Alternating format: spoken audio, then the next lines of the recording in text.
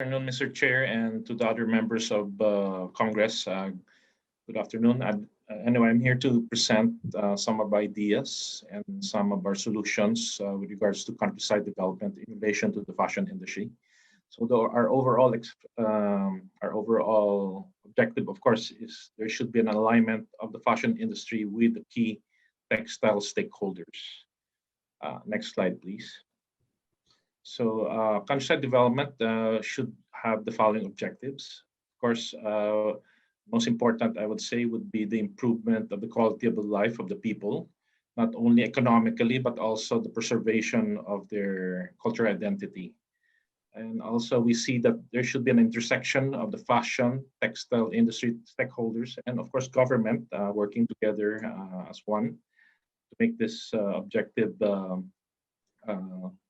viable and doable. And the third objective, of course, is, and for me, this is very important because it involves not only the current generation, but the future as well. It's basically to develop a reservoir of untapped talents that would be, well, who will be participating in this long-term development and sustainability. And of course, we would like to mention also that it will also introduce sustainable textile technologies to answer the gaps in the textile production value chain, and this was already reiterated by Director Celia of PTRI. So I'm just going to give you an overview. Next slide, please. So I'll discuss first where are we now, the current situation.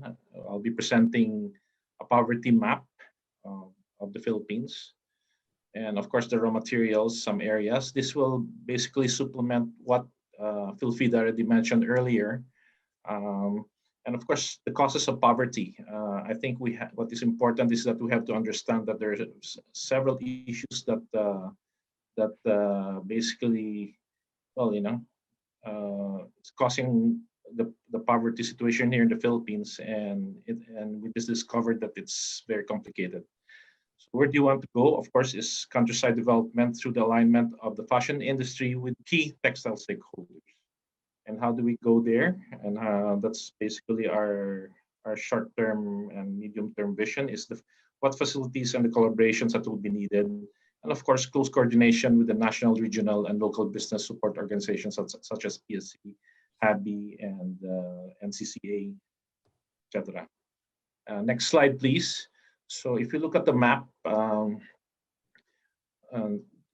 got this from the Philippine Statistical Office, and based on 2015, there might be a slight changes on the poverty incidence, but if you look in general, the situation, most of the poverty uh, situation can be located more in the Visayas and Mindanao areas. Although there's some areas up north in Luzon that are also have this problem, but in general, it's still the Visayas, partly in the Bicol region also, and heavily in Mindanao. So next slide, please. So okay, causes of poverty.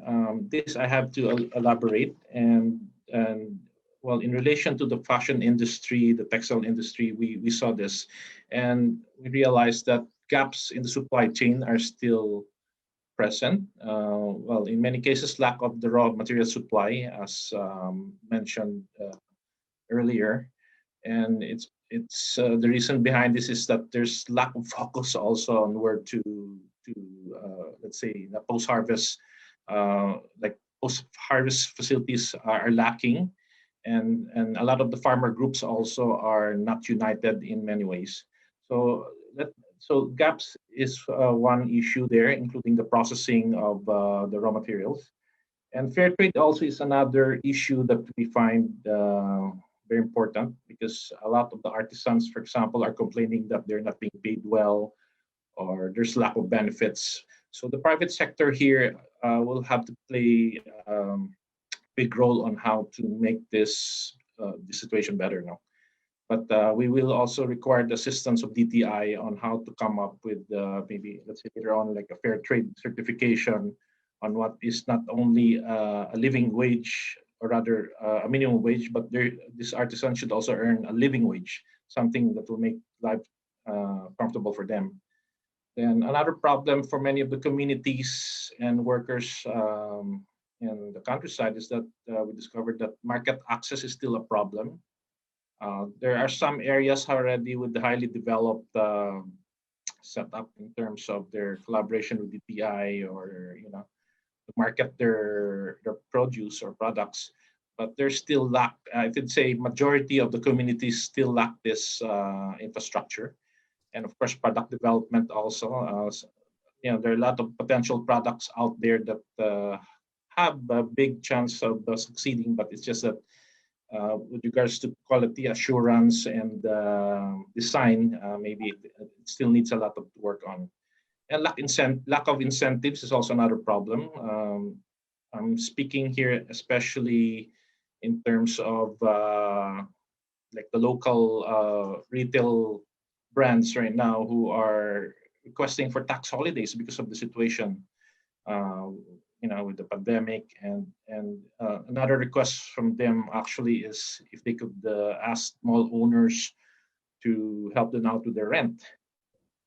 So actually, that's quite interesting because the malls will have to sacrifice also in that regard. But the only way to help the malls cover those expenses, probably we can ask also BIR to help the malls to lower their tax, let's say payments of the year, just to assist the retail owners.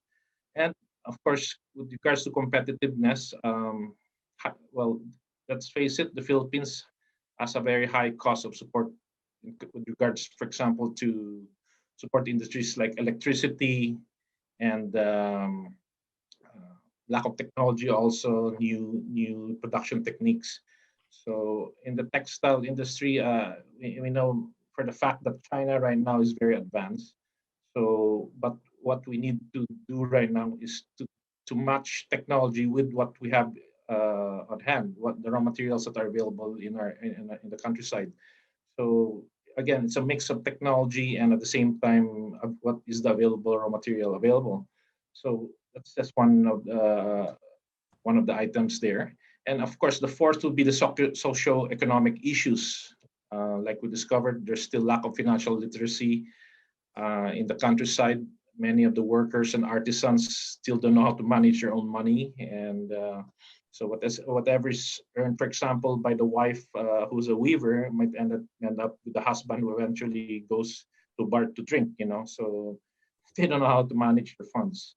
Then the last two, succession problem and 4Ps, of course, this is actually related to opportunities. At the same time, also I would say lack of business opportunities that they can be part of. So although 4Ps they say is not really the problem because it's actually helping out a lot of people, but the problem with 4Ps is that it also has the tendency to disrupt the value chain. A good example of this would be the weaving communities in Aklan, where they depend a lot on the pinya, and of course they need to be knotted. Because of the 4Ps, they're less and less knotters. And I hear also of stories of many communities who are having issues of delayed deliveries because their workers have to, they have to go out or waste one day just to collect the 4Ps. So if we can come up with the mechanisms to, let's say, make it more efficient to distribute the money, then that might be worth looking into. So I call on the SWD actually to work into this, that they can give the money, but as long as the workers don't, or the beneficiary doesn't disrupt their work schedules. Going to the next page. So, okay, main fiber crops. This was already discussed primarily by Philfida, but I like to mention also that the pineapple, although it wasn't mentioned there, but in Negros, I also found out there are more than 400 hectares of pineapple plantation, pineapple that's been grown, and plus other fibers. Silk, of course, I just mentioned Negros Occidental because Bago City they have this big silk reeling facility, but I also understand the PTRI is working with the Misamis, with the group in Misamis, and I think Fulfida is working with a group in Ilocos. So it's still there. Um, the next slide would basically be the other fibers, and I didn't mention here anymore the pandan, and there's also anabo and other indigenous fibers that are available. Rattan also can be used if we process it properly. But anyway, these are the main fibers that are available. So the bottom line here is that the fibers is actually one of our competitive advantages. So the challenge here, as mentioned by Director Celia, is how to make them into something wearable, into a wearable form. And I'm happy to say that we have the technology available on hand. So it's just a matter of putting things together. So the next slide. Okay, I mentioned this already in the previous meetings. Why Negros Island is another ideal location for, I call it the yarn and textile manufacturing hub, because it will not only involve pre-treatment, spinning, and yarn production, but also hopefully textile manufacturing itself. We can put power looms there. I'll explain later why, because although we have the weaving communities that we need to support, but there are also, let us not forget that for big quantity, high speed production, and to absorb all the yarns that are being produced, we need also the power loom technology. So, okay, why Negros? Well, I'd like to present Negros as an example because, well, I just had to make it clear that, of course, this template can also be possible to the other provinces. And in fact, it was mentioned already by PTRI that there are other areas being considered. But why do we choose Negros as another major destination for this technology is that most of the elements are already available. Number one, we have rich supply of fibers. So we have cotton, pineapple, bamboo, banana, silk, bagasse, and abaca. Actually, Negros Oriental, we have a lot of abaca there. Then we have a strong private sector support and good support from the government agencies. And of course, Negros, as everyone knows, is a hot seat for the insurgency here. And with this project proposal, and I asked Congress with their support, that if they can put one facility here, this will help create another industry and hopefully to employ more people. And this will answer the call for the need of a peace and order situation in both provinces. And next slide, please. I also would like to highlight the importance of getting organized and working towards a common goal. And that's why I'm mentioning here the Association of Negros Producers. And I'd like to share this brief experience because if you get organized, things work better and you can really efficiently, let's say, achieve your goals. Association of Negros Producers has been, it was born out from a desperate time when the sugar industry basically collapsed in the 1980s and resulted to the displacement of over 150,000 sugar cane workers. And that was really bad because there was also famine. 20% of the 150,000 actually experienced actual famine. And because during the time things were also, a lot of it was political and basically the government already abandoned us to that point. There was nothing we could do about the low prices of sugar. So the station Negros Producers basically started out when 14 housewives of hacienderos organized themselves. And they learned the handicrafts baking and they went to Tesla, they went to DTI. And eventually, within 10 years, most of them, at least 20 of them went into the export market. So that was something inspiring. And right now, at its current form, the association right now handles not only the gift and houseware and furnishing sectors, but also the food.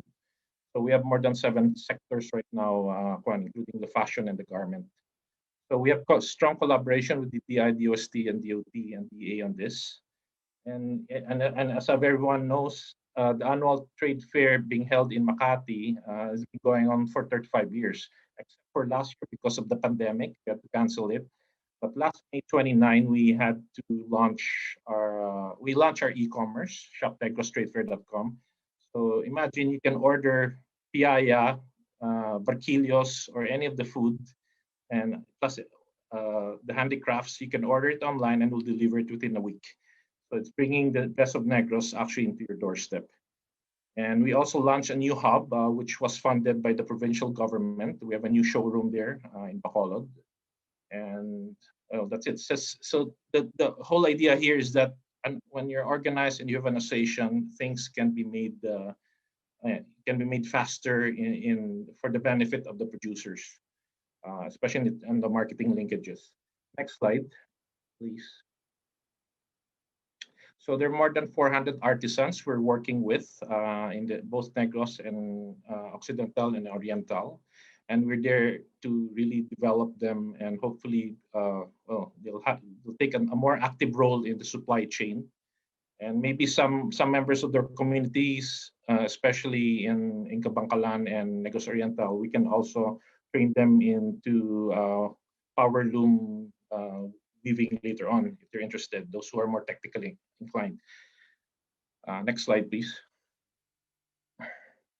Okay, facility 1 and 2. Actually, for the Negros project, I was proposing actually 4 facilities. The pretreatment for both fibers and bamboo.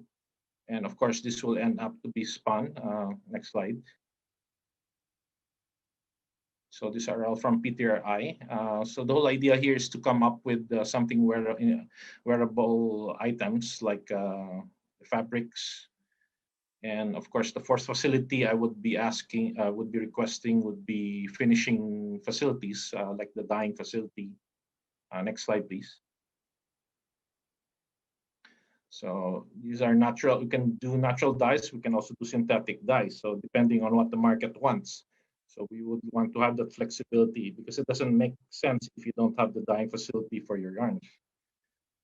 Next slide, please. So of course, the main market, of course, would be in the short term and medium term will be the local brands, the hand weaving communities with their hand woven fabrics. Then of course the power loom textile manufacturers. And my ultimate dream is also to come up with a facility there that would be able to produce power loom textiles. Long term, of course, international markets will be needing our material, and of course, to answer the need of RA 9242.